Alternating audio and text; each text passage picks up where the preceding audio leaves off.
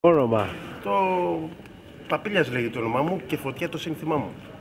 Όπου δεν θα σου κρύψω να σου πω ότι της ελευθερίας στο πνεύμα φωτιά δεν μπορεί να μου το κάψει.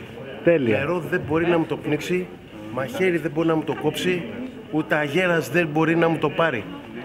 Με τη σύνδεση, τη σωστή ανάπλαση και τη σωστότατη περίσταση, αυτό που σου λέω, δείχνω αυτό που είμαι εγώ, αντίθετα σε αυτό που νομίζεις εσύ ότι δεν είμαι, για αυτό που είμαι, εγώ δεν είμαι. Άραγε είμαι αυτός που είμαι για αυτό που εσύ νομίζεις ότι δεν είμαι.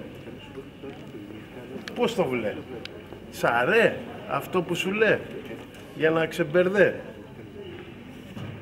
Πώς το βλέ? Ένας εργάτης είμαι του σεξ, που είμαι ο πολλαπλός οργασμός, είμαι η σύνδεση, η πραγματική, η ανάπλαση μέσα σε κάθε περίσταση τηλεοπτική. Στο βωμό του σεξ, με διαταραχές του συνειδητού επίπεδου, με ιδιαίτερα το ένα γράμμα που λέγεται στα ελληνικά σεξ, που ξεκινάει το σίγμα με το σεξ. Από εκεί και πέρα τα πάντα βρίσκονται σε ασταμάτη κίνηση. Με καταλαβέ? Και η ουράνια σιωπή καμιά φορά τα λέει πιο πολύ από ότι τα λόγια. Με καταλαβέ, βέβαια.